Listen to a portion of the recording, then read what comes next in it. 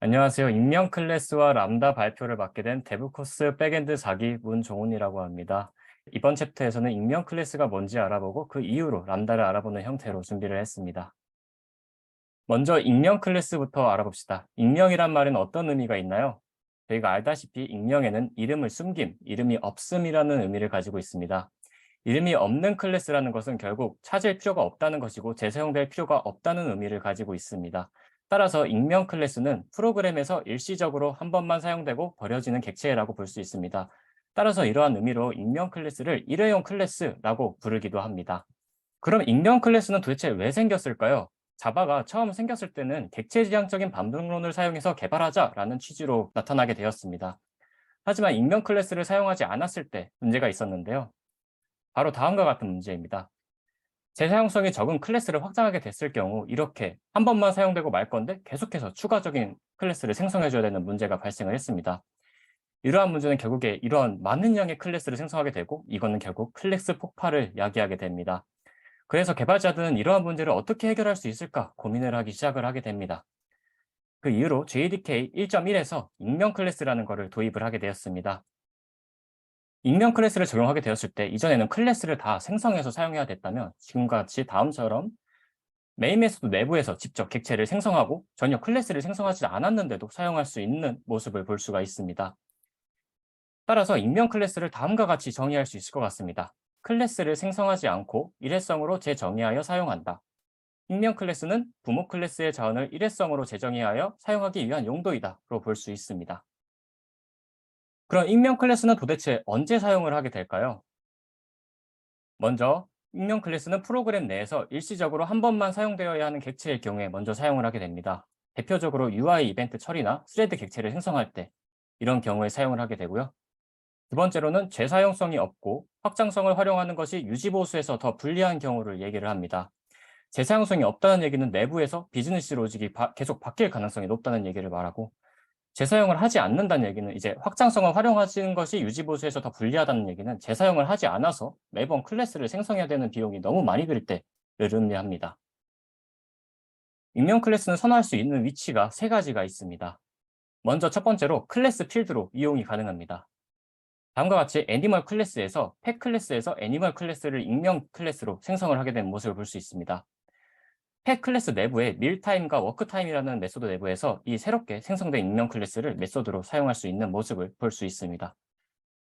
두 번째로는 지역 변수로 이용을 할 수 있습니다. 다음과 같이 동일하게 클래스 애니멀이란 클래스에서 펫 클래스를 패턴이란 메소드 내부에서 생성을 익명 클래스로 생성을 하고 동일하게 사용을 하는 모습을 볼 수 있습니다. 세 번째로는 메소드 인자로 이용이 가능합니다.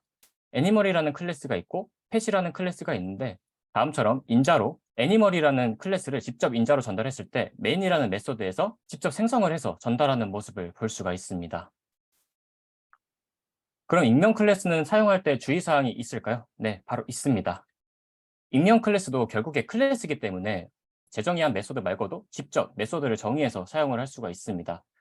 다음과 같은 상황에서 보면 애니멀이라는 클래스를 익명 클래스로 생성하고 점프라는 메소드를 생성한 걸 볼 수 있는데 이를 외부에서 사용을 하게 되려면 애니멀이라는 클래스 자체에는 점프라는 메소드가 원래 존재하지 않았기 때문에 다양성의 입장에서 점프라는 메소드를 확인할 수 없어서 사용을 할 수 없게 됩니다. 저희는 지금까지 익명 클래스 구형 방법으로 상속 관계에서의 익명 자식 객체 생성을 알아봤습니다. 하지만 익명 클래스는 인터페이스를 구현했을 때 더 좋은 효율을 보여주게 됩니다. 다음처럼 인터페이스와 애니멀을 이렇게 선언을 했습니다. 그리고 저희는 알다시피 메인에서 인터페이스와 추상 클래스를 바로 생성을 하게 되려면 ID에서 이렇게 빨간 줄이 뜨면서 생성할 수 없다고 얘기를 해줍니다. 하지만 익명 클래스를 사용하게 되면 인터페이스도 구현을 할 수가 있습니다. 다음과 같이 동일하게 인터페이스로 애니멀을 생성하고 메인 메소드에서 이 인터페이스를 직접 구현해가지고 사용하는 모습을 볼 수가 있습니다. 이 인터페이스 익명 객체를 활용하는 케이스에서 한번 알아보도록 하겠습니다. 저희 이번에 진행했던 계산기 클래스와 되게 유사합니다. 먼저 인터페이스로 연산을 하기 위한 인터페이스를 선언해주고 칼큘레이터라는 계산기를 통해서 인터페이스의 오퍼레이터를 인자로 받아서 바로 반환을 하는 것을 볼 수 있습니다. 그리고 메인 메소드에서는 이걸 활용하기 위해서 칼큘레이터는 클래스를 생성하고 그 다음에 칼큘레이터의 칼큘레이트 메소드를 시행할 때 인자로 익명 클래스를 바로 생성해서 사용하는 모습을 볼 수 있습니다. 그 결과로 저희는 지금 덧셈을 구현했기 때문에 30이 나온다는 결과를 볼 수 있죠. 하지만 이런 문제에 있어서 익명 클래스는 결국에 뭔가 사용하기도 계속 길고 가독성이 좀 보기도 어렵고 이런 문제가 있었는데, 이후에 함수형 프로그래밍이라는 패러다임이 등장을 하게 됩니다. 함수형 프로그래밍은 거의 모든 것을 순수 함수로 나누어 문제를 해결하는 기법이고, 두 번째로 작은 문제를 해결하기 위한 함수를 작성하여 가독성을 높이고 유지보수를 용이하게 해준다는 장점이 있습니다. 저희 이전에 살펴봤다시피 이런 익명 클래스를 사용했을 때는 가독성이 그렇게 좋아 보이지 않습니다. 되게 줄도 길고, 만약에 내용이 길어진다면 더 길어지게 되는 문제가 있겠죠. 그래서 이러한 문제를 어떻게 해결할까 개발자들 또 고민을 하기 시작합니다. 그런 고민의 결과로 람다 표현식이 등장을 하게 됩니다. 람다 표현식은 함수형 프로그래밍을 구성하기 위한 함수식이며 메서드를 간결한 함수식으로 표현한 것입니다. 람다 표현식을 표현하는 방법에 대해서 살펴보도록 하겠습니다. 먼저 람다로 바꿀 때 반환 타입과 메서드명을 제거할 수 있습니다. 다음과 같이 제거를 하게 되면 다음과 같은 형태의 람다 표현식이 나타나게 됩니다. 람다 표현식임을 나타내기 위해서 중괄호 뒤에 세미콜론이 추가된 걸 볼 수 있고, 추가적으로 더 표현하기 위해 화살표를 추가한 걸 볼 수 있습니다. 하지만 여기서 멈추지 않았습니다. 매개 변수 타입에 있는 매개 변수 반환 타입도 제거를 할 수 있도록 하였습니다. 그래서 매개 변수 반환 타입도 제거를 하게 되면 다음과 같이 더 간단한 형태로 나타나게 되었습니다. 하지만 또 여기서 더 멈추지 않았습니다. 중괄호 내부에 리턴형이 하나밖에 없다면 중괄호와 리턴을 지워서 다음과 같이 정말 간단한 형태로 나타낼 수 있게 되었습니다. 이러한 결과로 지금 이거를 함수로서 이용을 하고 있는데, 이름이 없기 때문에 람다 표현식을 익명 함수라고 부르기도 합니다. 그럼 람다 표현식에는 제한 사항이 없을까요? 물론 있습니다. 람다 표현식은 함수형 인터페이스인 경우에만 사용이 가능합니다. 그럼 함수형 인터페이스는 도대체 무엇일까요? 함수형 인터페이스는 딱 하나의 추상 메서드가 선언된 인터페이스입니다. 가장 간단한 사례부터 살펴보도록 하겠습니다. 왼쪽에는 추상 메서드가 하나밖에 없고, 오른쪽에는 추상 메서드가 2개 있습니다. 당연히 왼쪽은 함수형 인터페이스일 것이고, 오른쪽은 함수형 인터페이스가 아니죠. 그런데 이거 말고도 JDK8부터 디폴트랑 스태틱 메서드를 추가할 수 있게 되었습니다. 다음과 같이 디폴트 메서드가 추가됐을 때 이거는 함수형 인터페이스일까요?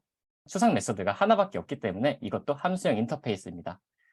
다음과 같은 경우에도 스태틱 메서드를 사용했는데요. 이 경우에도 추상 메서드가 하나이기 때문에 당연히 함수형 인터페이스가 됩니다. 이러한 것을 항상 저희가 보고 판단하기엔 너무 어렵죠. 그래서 애노테이션으로 펑셔널 인터페이스라는 애노테이션을 사용해서 인터페이스가 함수형 인터페이스인지 명시해주는 애노테이션이 있습니다. 이를 나타나게 되면 이 인터페이스는 함수형 인터페이스다라는 것을 명시를 하게 됩니다. 하지만 저희가 또 이 함수형 인터페이스를 사용할 때 매번 구현을 해주면 너무 불편하겠죠. 그래서 자바는 또 함수형 인터페이스 표준 API를 만들게 되었습니다. 다음과 같이 5개로 구성이 되는데요. 러너블, 컨슈머, 서플라이어, 펑션, 프리디케이트가 있습니다. 각각은 매개 변수와 반환값의 차이에 따라서 다르기도 하고, 이런 형태에 따라서 동작을 다르게 하게 됩니다.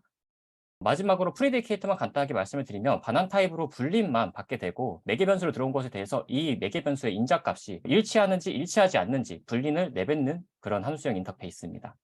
그럼 람다식을 어디에 할당을 하게 되고 어떻게 사용을 할 수 있을까요? 람다식은 먼저 변수에 바로 할당을 할 수 있게 됩니다.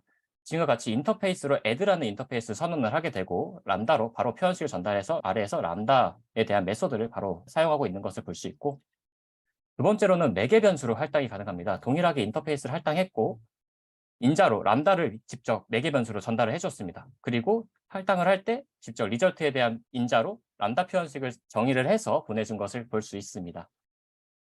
마지막으로 반환값으로 할당이 가능합니다. 이 make 람다라는 함수를 통해 가지고 직접 람다 표현식을 전달하고, 이걸 생성한 것을 토대로 리절트로 바로 사용하는 것을 볼 수가 있습니다. 그럼 람다식의 활용 사례에 대해서 이전에 봤던 익명 클래스 사례로 같이 보도록 하겠습니다. 저희는 이전에 다음과 같은 익명 클래스로 계산식을 구현하는 것을 구현을 했었습니다. 하지만 람다식을 활용하게 되면 다음과 같이 굉장히 간단하게 구현할 수 있는 것을 볼 수가 있습니다. 마지막으로 람다식과 익명 클래스의 차이에 대해서 알아보도록 하겠습니다. 먼저 익명 클래스 람다를 생성 단위에서 보면, 익명 클래스는 클래스를 생성하는 거고 람다는 메서드를 생성하는 겁니다. 즉 함수를 생성하는 것이지요. 두 번째로 제한 사항에 대해서 보면, 익명 클래스는 이제 익명 클래스 내부에서 메서드를 추가할 수 있으나 외부에서는 사용할 수 없다라는 제한 사항이 있고, 람다는 함수형 인터페이스인 추상 메서드가 한 개인 함수형 인터페이스에서만 사용이 가능하다라는 제한 사항이 있습니다. 참고로 자료 출처는 여기서 준비를 했고요. 제 발표는 이상입니다. 감사합니다.